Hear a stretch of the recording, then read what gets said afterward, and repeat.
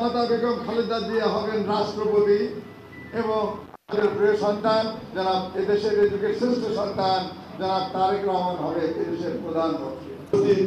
সুধীমণ্ডলী, সদর এবং বাংলাদেশবাসী, আসসালামু আলাইকুম। আমরা একটা ভালো কাজ নিয়ে আজকে এখানে উপস্থিত হয়েছি। এই যে বলা হলো বিকেজেড, আমি ওখানে একরকম বললাম, এখানে আর একরকম বললাম। কারণটা হলো এই কলেজের উদ্যোগটা 1 বছর আগে নেওয়া হয়েছিল। আপনারা জানেন কিনা, সারা বাংলাদেশে গাবতলী সহ শহীদ জিয়ার নামে বা খালেদা জিয়ার নামে যেগুলো স্কুল কলেজ ছিল, নাম পরিবর্তনের একটা চিঠি আসলো এবং পরিবর্তন না করলে শিক্ষকদের বেতন নাই। অনেকে তো বদলেই ফেলেছে রাতের অন্ধকারে, অনেক জায়গায় বদলাতে পারেনি, কিন্তু অনেকে বদলে ফেলেছে। তো সেই জন্য তখন আমরা বিকেজেড লিখেছিলাম যে হাসিনার আমলে কলেজ করতে হলে বেগম খালেদা জিয়া বললেও ত্রুটি নাই। তো সেই জন্য বিকেজেড এখন আর তা বলবো না, এখন থেকে বলবো বেগম খালেদা জিয়া। ইনশাআল্লাহ আমি পরিষ্কার দেখতে পাচ্ছি এই কলেজের ভবিষ্যৎ খুবই ভালো। এই এলাকার মধ্যে মাথা ভর্তি করে দাঁড়াবে। শুধু আমি চাই আমার বিএনপি নেতারা তো থাকবে, তারা তো আছেই। এই এলাকার সদর এবং গাবতলী বিত্তবান এবং যারা শিক্ষা অনুরাগী, দয়া করে তারা এই কলেজটা তাকাবে। আগে যে মেয়র সাহেব সভাপতি থেকে একটা প্রতিষ্ঠিত কমিটি করবে, প্রতিষ্ঠা কমিটি করবে, এই কলেজ প্রতিষ্ঠা কমিটি। সে কমিটির উনি সভাপতি থাকবে। এই এলাকার বিএনপির নেতা এবং শিক্ষা অনুরাগী বিত্তমান ব্যক্তিদেরকে নিয়ে এই কমিটিটা করবেন। খুব শক্তিশালী কমিটি, সেখানে আমি অ্যাডভাইজার থাকতে চেয়েছি, আমাকে উপদেষ্টা রাখবো। এই কমিটি করার পরে এই কাজ শুরু হবে। মনে রাখতে হবে এখানে যারা আছেন সদরের এবং গাবতলী সদর ভাইদের বলবো আবারও খালেদা জিয়া ইনশাআল্লাহ। এবার সদর থেকে ভোট করবেন দেশ মাতা বেগম খালেদা জিয়া। আর গাবতলীর ভাইয়েরা আপনারা তো জানেন, আপনারা 7 সালে আপনারা তাকে সংসদ সদস্য অলরেডি বাতিল করে দিয়েছে, যার জন্য আমরা তাকে এমপি হিসেবে পাই নাই। ইনশাআল্লাহ খুব শীঘ্রই আগামী মার্চ মাসেই আমরা তারেক রহমানকে এমপি হিসেবে এই এলাকায় পাবো ইনশাআল্লাহ। এবং সবাই মনে রাখবেন দেশ মাতা বেগম খালেদা জিয়া হবেন রাষ্ট্রপতি এবং প্রিয় সন্তান যারা এদেশের যুগের শ্রেষ্ঠ সন্তান যারা তারেক রহমান হবে এদেশের প্রধানমন্ত্রী। তখন আমার ভাই বিপ্লব বলছে উত্তর গাবতলী অবহেলিত, আর কোনো অবহেলা থাকবে না। এই জন্য উত্তর গাবতলী আমরা ভাষা দেব। তো বিপ্লব 91 সালে, বিপ্লব অনেক ছোট, তোর জন্ম আছে কিন্তু বিপ্লবের সন্দেহ আছে। তো এখানে তোমার এই নাঙ্গলু গ্রামে মোটর সাইকেল নিয়ে আসতে পারেনি, সেখানে খালেদা জিয়ার নির্বাচনে তার 1 হাঁটু কাদার মধ্যে অনেক কষ্ট করে উনি নিয়ে এসেছিলেন। রাস্তাঘাট ব্রিজ কিচ্ছু ছিল না, স্কুল তোমার আমার এই গ্রাম বিদ্যুৎ তখন ছিল না, তৈরি হয় নাই। তো এই বিশেষ করে লাঙ্গু প্রাইমারি স্কুলে মিটিং করছে অনেকবার, তো ভাঙ্গা চালের টিন নিচ দিকে ডালানো, পানি পড়তো। এর মধ্যে আমি অন্তপক্ষে 10 বার মিটিং করেছি, দলীয় মিটিং। আর ওই কাকুর স্কুলের অবস্থা এরকম ছিল যে আমরা মাঠে বসে, এটা ধরো 88 বা তার আগে 85 86 মাঠে বসে মিটিং করেছি।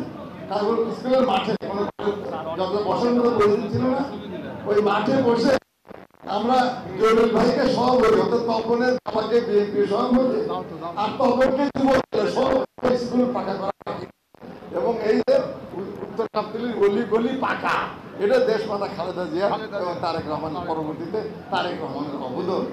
তবে তালিকায় খালেদা জিয়া যখন প্রধানমন্ত্রী হলেন এই এলাকা থেকে নির্বাচিত হয়ে, উনি আমাকে টেলিফোন করলেন যে আমার নির্বাচনী ওয়াদার তালিকাটাও তুমি। তো ওনার নির্বাচনী ওয়াদার তালিকা আমি কিছু আমার থানার নেতৃবৃন্দ এবং জেলা নেতৃবৃন্দ নিয়ে আমি লেখা শুরু করলাম।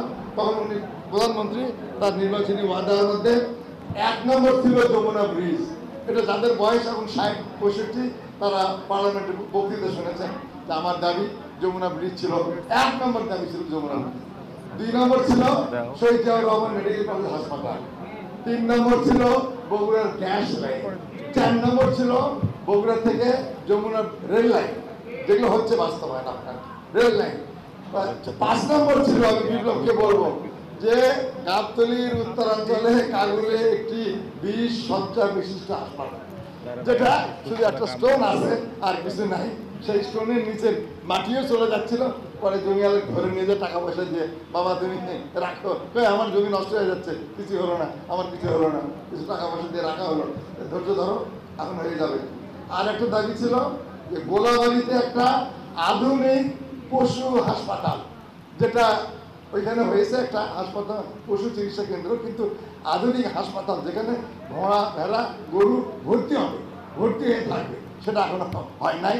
যেগুলো খালেদা জিয়ার নির্বাচনের এখনো অনেক ওয়াদা আমার তালিকার অপূরণ আছে, একটাও অপূরণ থাকবে না ইনশাআল্লাহ। এবং নির্বাচনী কার্যক্রম যখন প্রধানমন্ত্রী হবেন এই এলাকা থেকে, তখন আগে তো আমরা দেখেছি এই 2001 সালের পরে ছাত্র দল যদি একটা লিস্ট দিছে, ভাই আমার বাড়ির রাস্তা, সেটা পাকা। যুব দল যদি লিস্ট দিছে, ভাই আমরা জানি না, আমরা এমপি জানি না, পাকা হয় শেষ। লিস্ট হাতে ধরে দিচ্ছে, ওটা উনি ইঞ্জিনিয়ার করছে। তো এখন ইদানিং এই নিরপেক্ষ সরকার আমাদের গাবতলীর দিকে, এই 16 বছর গাবতলীর দিকে কোনো নজর ছিল না। মহিলা বিষয়ক কর্মকর্তা উনি বলেছেন যে গাবতলীর কি অবস্থা, তো গাবতলীর তো নামই শোনা যায়নি। অফিসাররা গাবতলীর নাম শুনলে তো তার একেবারে বুঝাবে, তাকে পাঠাই দিচ্ছে। গাবতলীর কোনো চাকরি বাকরি কোনো ছেলে আবেদনই করতে পারেনি, সব কাজে। এই 16 বছরের অবস্থা, সেগুলো গ্রহণ করতে হবে, অ্যাচিভ করতে হবে, ছেলেমেয়েদেরকে লেখাপড়া শেখাতে হবে, ভালো ভালো বড় বড় চাকরি নিতে হবে। আমি দেখেছি আমার স্কুলের মেয়েদেরকে গার্জিয়ানকে ডাকতে বলতো, না বাবু মেয়েকে পড়াবো না, বিয়ে দেওয়া লাগবে, তুমি এগুলো সাড়ে টিসি দাও না, পাশ করে দাও, আমি ওর সার্টিফিকেট নিয়ে বিয়ে দেবো। যতই বলি যে না মেয়েদেরকে পড়ান, তখন বলতো তারা আইএ বিয়ে পাশ করে আমার মেয়ে বিয়ে দিস, সরকারি চাকরি 50 লাখ কোথায় পাবো, বাদ দেন বিয়ে দেবো। এখন এই অবস্থার পরিবর্তন হয়েছে, কারণ চাকরিতে 1 টাকা লাগবে না। বাংলাদেশের আর কোনো খবর, এলাকার খবর বলতে পারি না, গাবতলী তথা বগুড়ায় কোন চাকরির জন্য কোন মানুষের পয়সা দিতে হবে, দেশে চাকরি পাবে ইনশাআল্লাহ। তো কাজী এগুলো আরো অনেক কথা, রাজনৈতিক বক্তৃতা এখানে না দিলে চলবে। আমাদের টার্গেট আজকের হলো এই কলেজ।